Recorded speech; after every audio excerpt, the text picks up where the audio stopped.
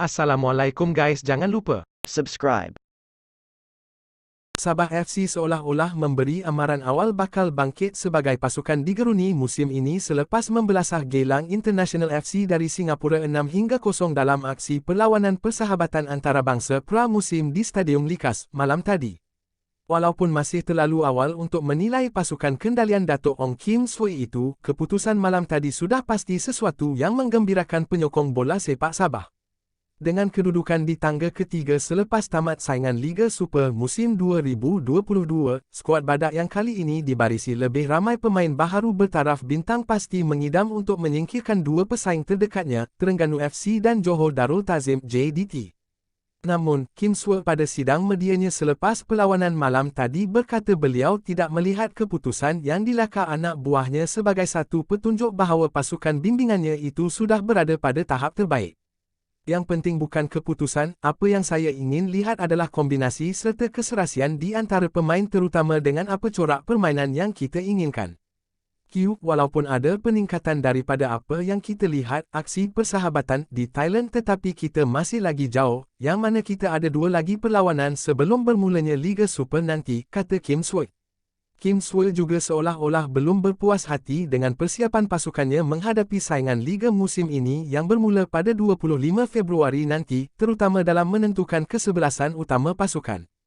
Katanya, kesebelasan utama bukanlah yang paling penting, sebaliknya beliau menekankan mengenai prestasi seimbang pemain untuk mengharungi musim 2023 yang disifatkannya agak panjang.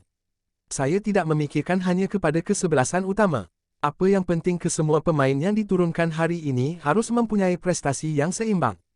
Ini penting untuk kita melalui musim yang agak panjang dan semua pemain dalam pasukan Sabah FC bagi saya adalah cukup penting, katanya. Mengenai harapannya untuk mendapatkan dua lagi pemain import bagi membantu mengukuhkan kedudukan Sabah FC, Kim Swee berkata perbincangan mengenai perkara itu masih dijalankan. Kita masih lagi berbincang dan kita harus tunggu dan lihat apa perancangan dari pihak pengurusan selepas ini, katanya. Setakat ini, Sabah FC sudah mengikat 4 pemain import baharu, Jalton Paraiba dan Gabriel Perez dari Brazil, Telmo Castanheira dari Portugal dan Jacob Ngoku dari Nigeria yang sebelum ini bermain dengan pasukan Kelantan. Sementara itu, dalam aksi persahabatan malam tadi, pasukan Sabah FC memecah gawang pelawat seawal minit ke-9 menerusi rembatan Gabriel, disusuli gol kedua oleh Daniel Ting pada minit ke-13. Pasukan Geylang berjaya bertahan tanpa jaringan baharu selepas itu sehingga tamat separuh masa pertama, namun kembali dirempuh sang badak pada separuh masa kedua apabila 4 lagi jaringan berjaya disudahkan anak buah Kim Swee.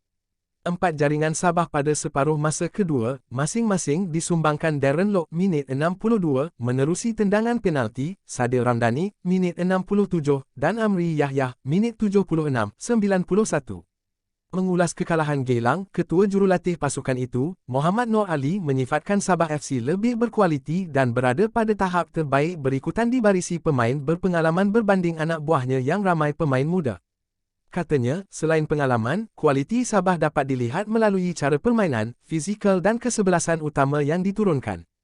Muhammad Noor berkata, perlawanan persahabatan yang disertai pasukannya di Malaysia termasuk dengan Pulau Pinang dan Kedah sebelum ini adalah untuk memberi pendedahan kepada pemain mudanya, berbanding keputusan permainan.